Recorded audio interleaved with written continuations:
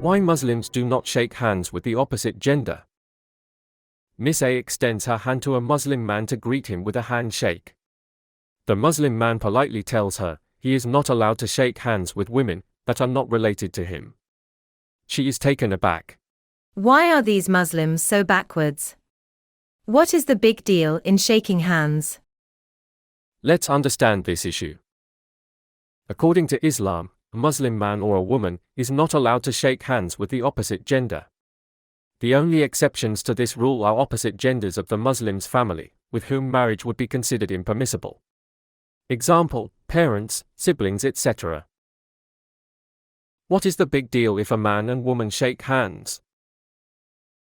Is shaking hands the only form of greeting? The answer is no. In many European countries, hugging is a standard way of greeting. In some countries, a peck on the cheek is a standard way of greeting. If someone in India tries to hug a woman to greet them, how many women will be comfortable with reciprocating the greeting with a hug? What if someone tries to greet the opposite gender with a peck on the cheek?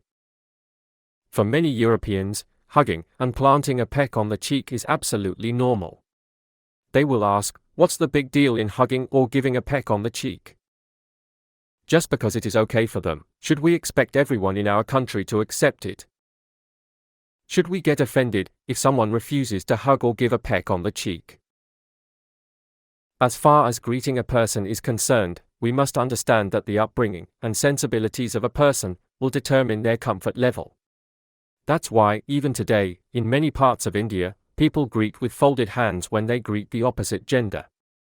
The sensibilities for some people will allow them to be comfortable with shaking hands but not hugging, and for some, hugging is okay but not anything beyond that. For Muslims, their sensibilities are shaped by their faith.